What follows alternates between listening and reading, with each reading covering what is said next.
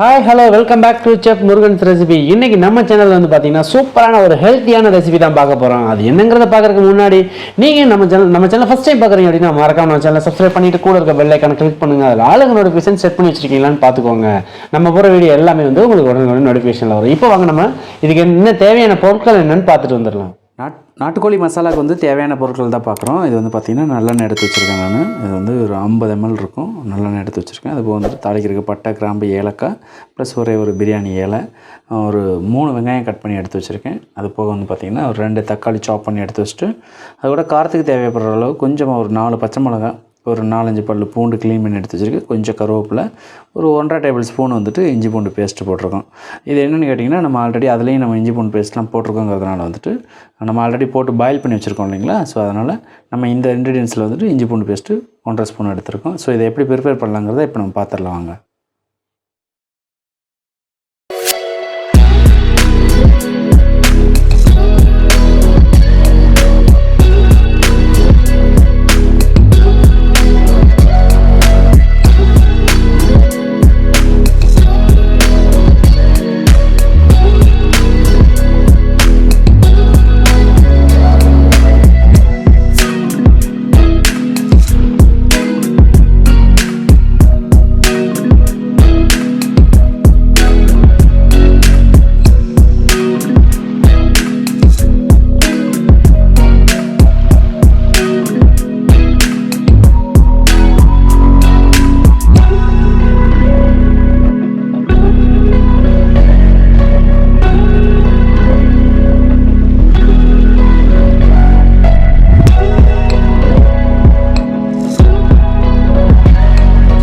சட்டியும் காஞ்சிருச்சு. நம்ம எடுத்து வச்சுருக்கோம் நல்லெண்ணெய் வந்துட்டு இதில் நம்ம ஆட் பண்ணிக்கலாம்.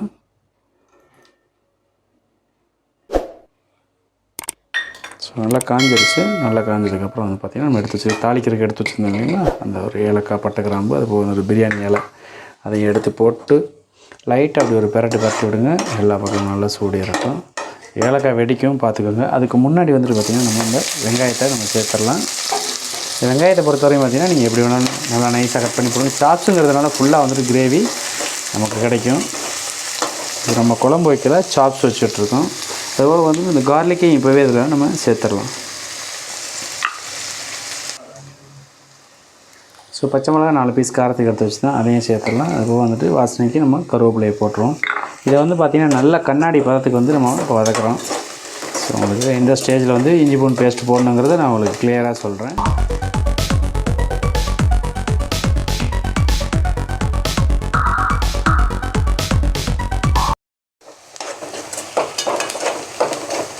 ஸோ வெங்காயம் வந்து சூப்பராக வதங்கிடுச்சு பார்த்தீங்களா. நல்லெண்ணெயில் அப்படியே நல்ல கலர் உங்களுக்கு பார்த்தீங்கன்னாலே தெரியும், நல்ல கலர் வந்துடுச்சு. இந்த ஸ்டேஜில் வந்து பார்த்திங்கன்னா நம்ம எடுத்து வச்சுருக்க இந்த 1.5 டேபிள் ஸ்பூன் வந்து இஞ்சி பூண்டு பேஸ்ட்டை நம்ம இதில் சேர்த்துருவோம். போட்டதுக்கப்புறம் வந்து பார்த்திங்கன்னா நமக்கு வந்துட்டு இந்த பச்சை வாசம் போகணும். அந்த இஞ்சி பூண்டு பேஸ்ட்டோட பச்சை வாசம், அதில் உள்ள தண்ணியெல்லாம் வந்துட்டு நல்லா ட்ரை ஆனதுக்கப்புறம் தான் வந்துட்டு நம்ம இப்போ மசாலா போட போகிறோம். ஃபஸ்ட் இதை நல்லா வதக்கிடலாம்.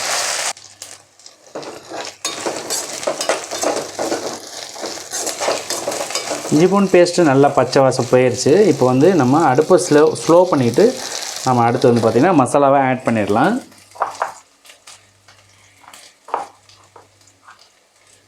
நான் இன்றைக்கி வந்து பார்த்திங்கன்னா ஒரு 1.5 கிலோ வந்துட்டு அந்த நாட்டுக்கோழி இருந்துச்சு. அதுக்காக வந்துட்டு ஒரு 1/4 டேபிள் ஸ்பூன் வந்துட்டு மஞ்சத்தூள் ஆட் பண்ணியிருக்கேன்.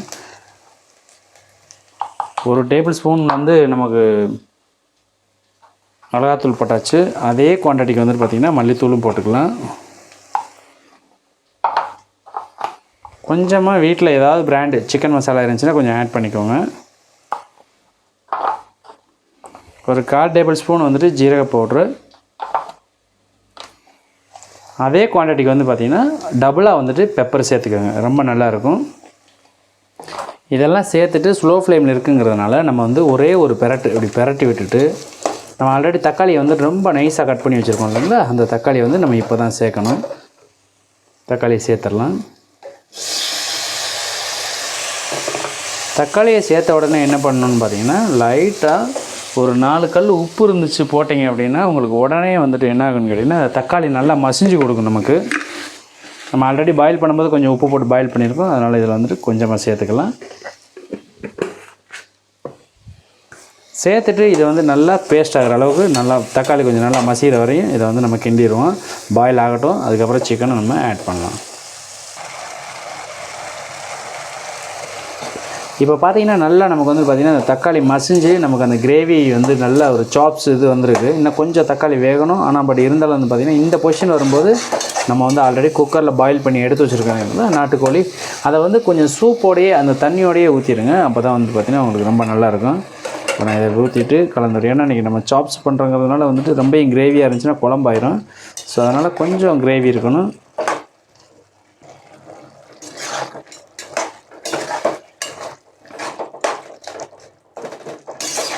ஸோ சூப்பராக அந்த கிரேவிக்கும் அந்த நம்ம போட்டிருக்க நாட்டுக்கோழிக்கும் கரெக்டாக இருக்குது.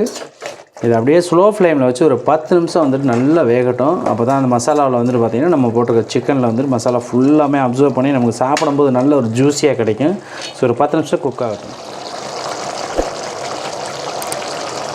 சூப்பராக கொச்சிட்ருக்கு நாட்டுக்கோழி சாப்ஸு. இன்னும் ஒரு 2-3 நிமிஷத்தில் சூப்பராக ரெடி ஆகிடும். ஸோ அதுக்கப்புறம் சர்வ் பண்ணி சாப்பிட வேண்டியதுதான். ஸோ நாட்டுக்கோழி இப்போ நம்ம எதிர்பார்த்த மாதிரி சூப்பராக வந்துருச்சு. இதுக்கப்புறம் வந்து பார்த்திங்கன்னா அடுப்பை சிம்மில் வச்சுட்டு மேலே நம்ம அழகாக கட் பண்ணி வச்சுருக்க இந்த அப்படியே மல்லித்தலை அப்படியே மலை சாரல் மாதிரி தூவிட்டு நீங்கள் அப்படியே இறக்கி ஒரு 5 நிமிஷம் வச்சு அதுக்கப்புறம் நீங்கள் சர்வ் பண்ணிங்க அப்படின்னு வச்சுக்கோங்களேன். சர்வ் பண்ணால் சூப்பராக ஒரு நாட்டுக்கோழி சாப்ஸ் வந்து உங்களுக்கு கிடைக்கும். நீங்கள் அழகாக இதே மாதிரி இதே ரேஷியோவில் ட்ரை பண்ணி பாருங்கள். மிஸ் பண்ண வேண்டாம். தேங்க்யூ.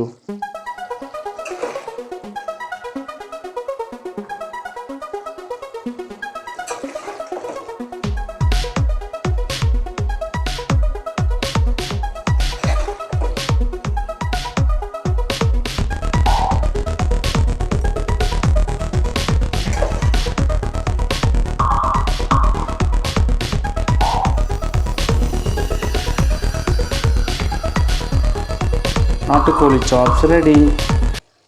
ஏன்னா மக்களை இன்றைக்கி நம்ம பார்த்த ரெசிபி உங்களுக்கு ரொம்ப ஹெல்த்தியாகவும் ரொம்ப டேஸ்ட்டாகவும் இருந்திருக்குன்னு நான் நம்புகிறேன். ஸோ இதே மாதிரி நல்ல ரெசிபியோடு நம்ம சேனலில் வந்து தொடர்ந்து வந்துகிட்டே இருக்கும். இதை நீங்கள் மறக்காமல் பார்க்கணும் அப்படின்னா நம்ம சேனலை சப்ஸ்கிரைப் பண்ணி வச்சுக்கோங்க. கூட இருக்க பெல் ஐக்கானை கிளிக் பண்ணிட்டு அளவுக்கு நோட்டிஃபிகேஷன் செட் பண்ணி வச்சுக்கோங்க. நம்ம போகிற வீடியோ எல்லாமே வந்து உங்களுக்கு உடனே நோட்டிஃபிகேஷனில் வரும். தேங்க்யூ ஃபார் வாட்சிங். பாய்.